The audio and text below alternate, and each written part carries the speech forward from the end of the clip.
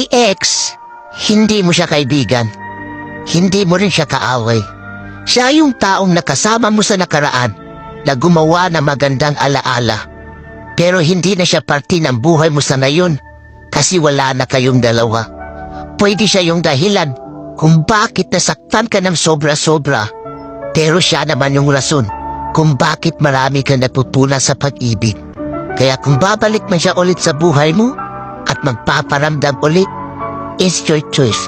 Kaya paano ka mabubuo ulit ang sarili mo kung tatanggapin mo yung tao na sumira ng pagkatao mo?